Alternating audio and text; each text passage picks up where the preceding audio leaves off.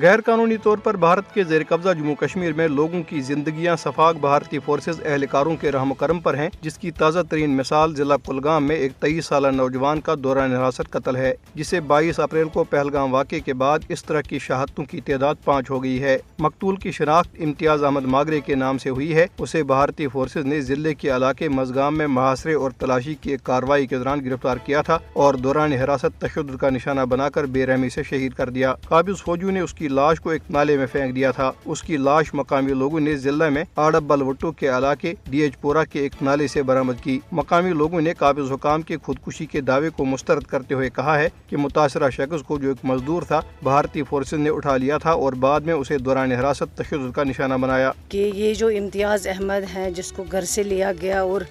بعد میں اس کی لاش جو ہے اس کو برآمد کیا گیا ہے،